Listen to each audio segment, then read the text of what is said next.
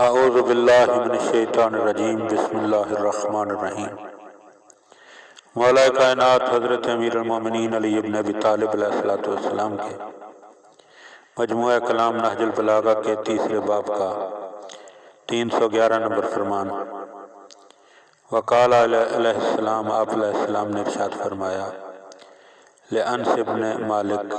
ابن مالک کو، وقد کان بعثہ الی طلحہ والزبیر، جبکہ آپ نے انہیں طلحہ اور زبیر کی طرف بھیجا تھا۔ لما جاء الی البصرۃ، جب آپ بصرہ کی طرف جا رہے تھے، اور بھیجنے کی وجہ یہ تھی کہ یذکرہما شیئا مما سمعہ من رسول اللہ فی معنہما، کہ انہیں وہ چیز یاد دلائے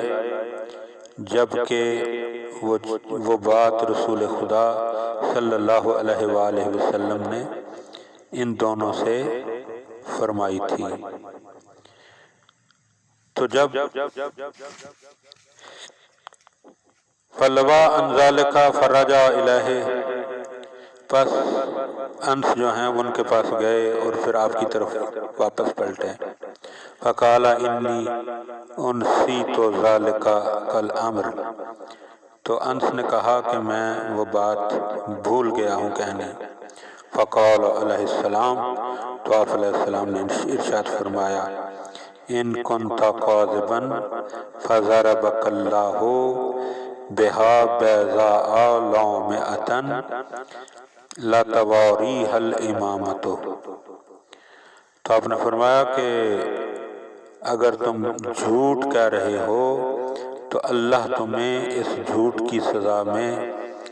ایسا نمایاں سفید داغ دے گا کہ جسے امامہ بھی نہ چھپا سکے گا۔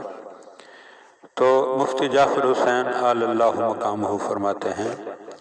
کہ ممکن ہے کہ یہ واقعہ دو جگہ پیش آیا ہو، لیکن جو مشہور واقعہ ہے جناب امیر المومنین علیہ السلام ہی کی زبان کے الفاظ ہیں، اور ہیں بھی انس بن مالک کے حوالے سے ہیں، لیکن یہاں مقام کچھ اور ہے۔ جب انہوں نے انس سے پوچھا